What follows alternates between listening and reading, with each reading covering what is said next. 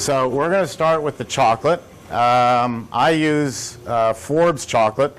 Benjamin P. Forbes is a company out in, I believe they're in Cleveland area, an American company, and they make several different cocoa powders ready to use. You just pour them right into the machine or pour them into your mix first and stir it up, which is what I'm going to do, and right in the machine ready to go. So we're going to make a New York favorite. You don't see this in much of the rest of the country. We're going to make chocolate Italian ice. That's what we grew up on. You always grew up on either lemon, cherry, or chocolate. That's right. That was it. Now they have watermelon and bubble gum and oh yeah, and mango, the kids and papaya, today. kiwi, all sorts of great flavors. In New York, it was lemon, cherry, grape, orange, and chocolate. Could I have 3 quarts of water? Yes, sir. Thanks. I'll work for you when it's your Sorry for the turn. delay. I'll work for you when it's your turn. We've got, this is my water. Yes. And my, this is over here. Whoops, sorry. Now I'm going to use, besides the cocoa powder, I'm going to use agave. And like I said, I may not be the greatest ice cream maker in the world. I like to experiment. So we're going to play with some different things today. I have made agave Italian ice before. Agave, let's see, I need this. Instead of using cane sugar, the agave is made from cactus, and it's the same product that you use for making tequila. If you had a still. If you buy this in the health food store, very expensive. If you talk to your supermarket and say, I need a case of agave, they can get it for you for about 1/3 of the price. It's sweeter than sugar, so we're going to use less of it. But the real beauty, you might see this little thing on my side here. I'm a diabetic, insulin dependent. And on a scale of 100, with 100 being the worst, sugar is at 96. Sugar's real bad for me. Agave comes in down at 23. So if I'm going to break ranks and eat something I shouldn't eat, like this product, made with the agave is going to be better for me than not. Also, it sounds nice in your menu. If you're doing a push cart, you're going to use sugar, and people are going to love the product. If you have a trendy store in Palm Beach, Florida, maybe you want to use the agave just because it's great advertising. So I'm going to pour in my agave.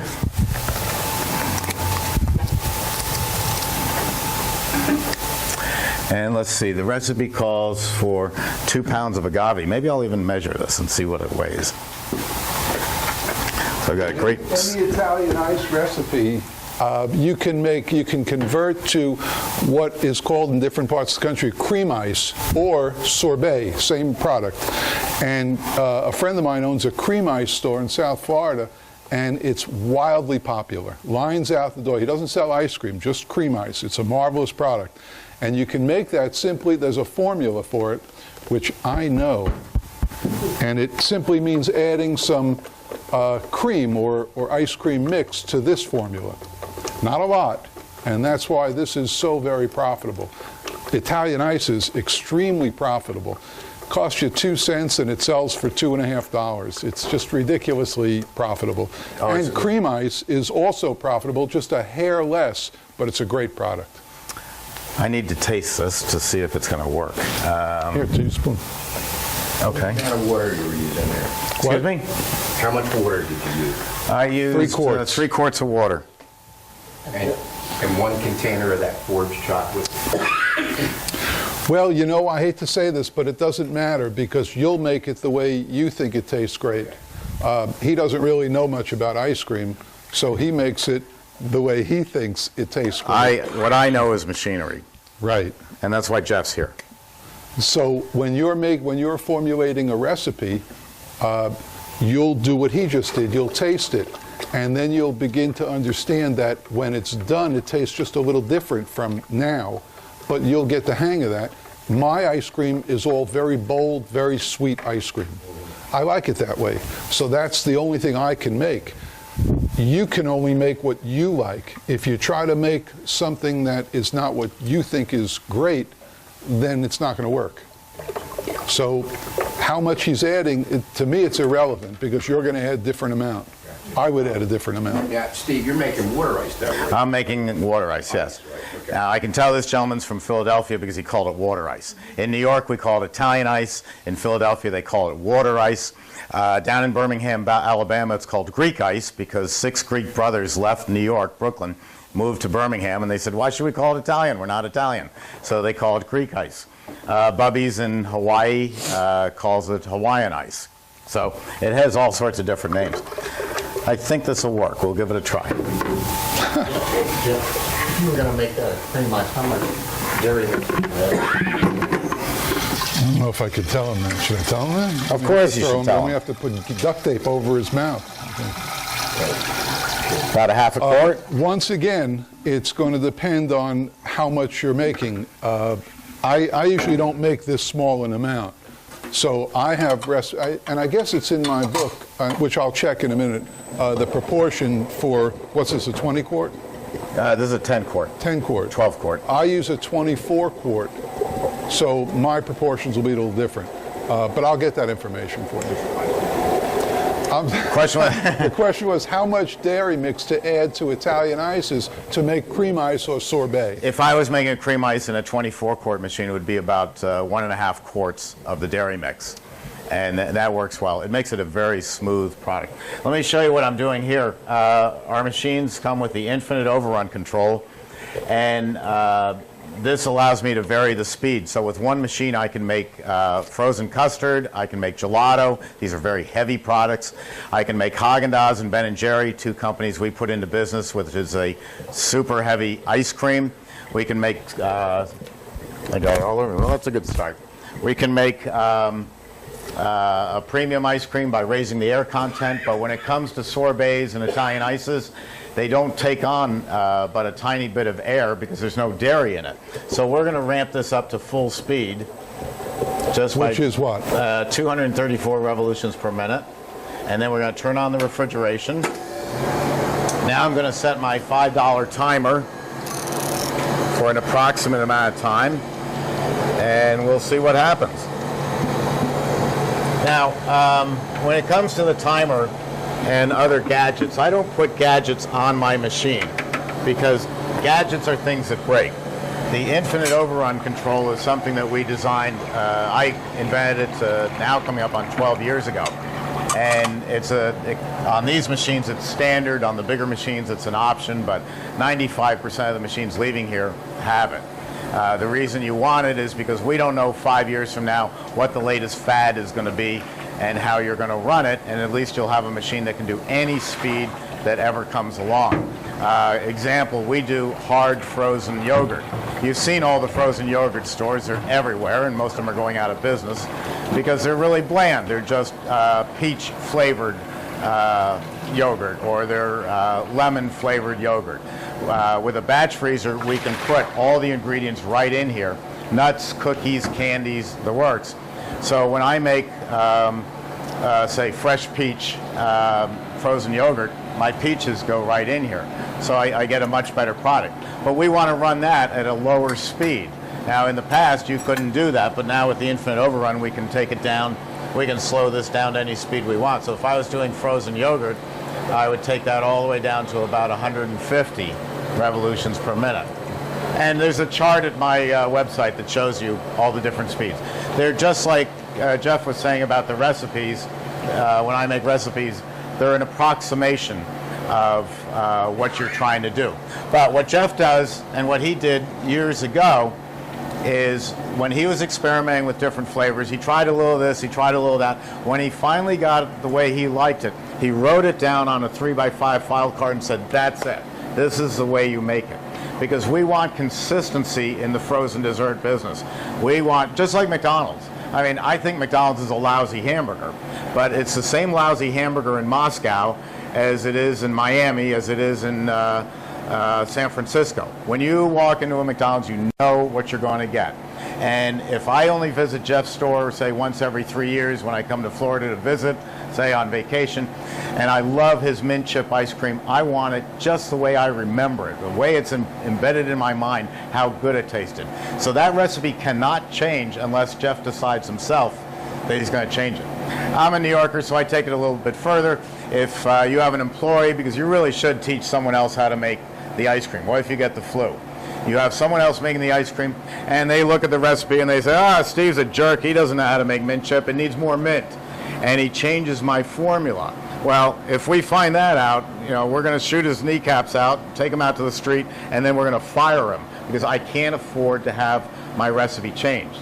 Now, on the other hand, if the guy goes and drops a metal spoon in the machine and he stops the machine, don't worry about it. It's only a machine. Emery Thompson will fix it up for you.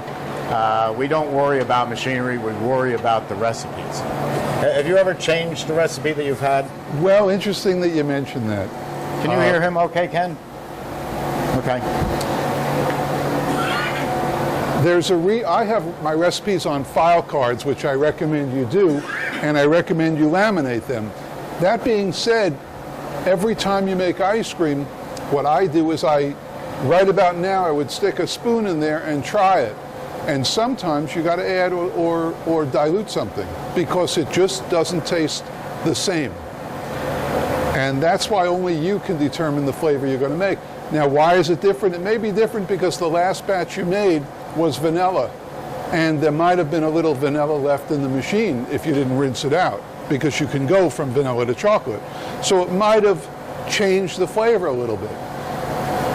It's a complex issue, but there's two things involved. There's the science of making ice cream, which is what you determine as your formula. This amount of mix, this amount of vanilla, this amount of whatever else you're using. And then there's the art of ice cream, which is half of the process. And the art of ice cream will tell you a little more sweetener, little less mix, little. And that's what you'll have to do. Many times I make 8 gallons at once. That's what mine puts out. And I wind up throwing it away. It's just not what I wanted. And there are many things that contribute to that, but that's the art of ice cream. The science is pretty consistent, right? X amount of mix, X amount of sweetener, X amount of flavor, and that's pretty consistent. And that's what's on these 100 cards that I have at my store. But in training somebody, I tell that person, right about now, stick a spoon in and taste it. Make sure it's exactly what you want. 9 times out of 10, it'll be real close enough where you won't have to change anything. But there are times when you will have to change it. I get people who... Does that make any sense? It makes perfect sense. I get people who want to buy the small machine or even the little 3-quart because they're going to go home and they're going to experiment. Well, bless you, it's great. I sell more machines. But the fact is, you don't really need to spend months experimenting because there is some bit of mathematics involved in ice cream, especially in Italian ice. Talking about a bigger machine than this, a 24-quart. My recipe for a New York lemon ice is going to be 7 pounds of sugar, 14 quarts of water, and 2 quarts of lemon juice. What's key there is the sugar to water ratio. That's going to determine will it freeze in the machine and how smooth it will be. Now that's a New York ice. I go down the road to Philadelphia where they call it lemon water ice, and they like their ice smoother than New York. So the 7 pounds of sugar goes up to 8 pounds. The extra sugar makes it smoother. I go out to Bay 8th Street in Brooklyn, which is an all-Italian neighborhood. Everybody's only speaking Italian, and they like a product called Granita or Granite. And Granita is a very coarse Italian ice. It's almost crunchy, and that drops from the New York 7 pounds of sugar down to 5 or 6. The less sugar, the more coarse it is. So if you call up and say, I want a smooth ice, I'm going to give you a Philadelphia formula. If you want it smoother, we're going to make it a cream ice by adding some dairy to it. So that's going to stay the constant, is your sugar-water ratio. And then the flavor then becomes the subjective. It becomes to taste. Are you going to use fresh squeezed lemons, which if you're in an Italian neighborhood, you better use fresh lemon juice. Or are you in Dubuque, Iowa? No offense to Dubuque, but, like Florida. When I moved to Central Florida, hell, pizza, they didn't even know what an Italian was. And so I could get away with using a lemon extract. Not a very good product, but for the market, it was okay at the time. You're never wrong using the very, very best. So I use fresh lemon juice. But it's the sugar-water ratio that's going to determine if it works, if it's going to freeze. I started off with the most messy product, didn't I? I should have made this at the end of the day. Absolutely. But I wanted them to see, Surprise. well, I wanted them to see a real New York product. Normally, you start with the lighter color, less flavorful items in your daily run. Yeah. Vanilla is a good way to start. And then you end with chocolate for two reasons. The main reason being that cleaning out the machine after chocolate is more involved than cleaning it out after anything else. And peanut butter, forget about it. Peanut butter's the worst. Peanut butter, you hire someone you don't like to make it for you because peanut butter gets everywhere. Question. But Between batches, you actually do a rinse of the machine? The question is, between batches, do you do a rinse? Well, you try not to just because you're trying to save time.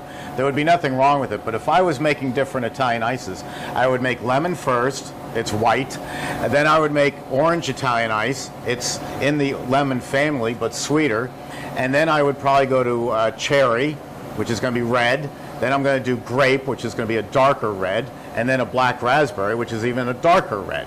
And then I would probably throw in a couple of quarts of water, let it slosh around for 30 seconds, rinse that out, and then make my chocolate ice. and So- that's why, sorry, No, go ahead. and that's why they'll taste a little different. If he makes black cherry after making strawberry, it's going to change the black cherry a little bit. So you have to taste it. That's the art of the ices. You shouldn't stray too far because, like Steve said, people come in expecting a certain product from you and they want consistency. But in my store, I make 35 flavors and they're fresh every day. And 35 flavors to clean the machine, I make, say, 8 at a time, 8 flavors at a time, or in one run. And if I'm going to clean the machine between every flavor, that's going to be a long process. So I try to minimize that. When I run my boot camp, I don't care because you do it. That's a joke. Jeff, I'm ready.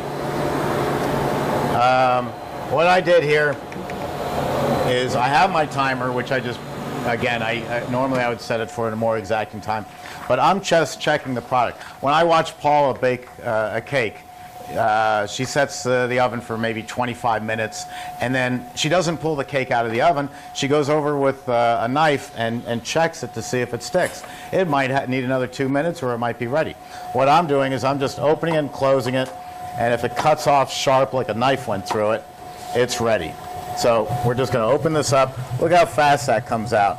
And that's another thing. Steve extracts his ice cream sooner than I do, just the way I like it. So you'll do it at a different time. There's no exact time to do it. There's no wrong time. Well, there is a wrong time. If Well, you if let it's it too go thin. too long, it's a waste. You throw it away because it's too hard. Or if In it's- ice cream, it's too buttery. Or if it's too thin, Too thin, then no you're gonna good get ice either. You'll get crystals. watery ice cream. So there is a right and a wrong time to do it. And that comes with practice. Not too hard to learn, though. And that's it. Now, Look at the color look at of that beautiful product. Look how thick that is. Isn't that gorgeous? That's ready to go. And that cost me probably a penny and a half an ounce. So a 4-ounce portion is costing me 6 cents. 6 cents. And I'm going to sell that for easily $1.50. So why don't you come on up and give that a try. Don't be afraid. I'll try it first, make sure it doesn't kill you. Spoons are right Oh, over there. That's good.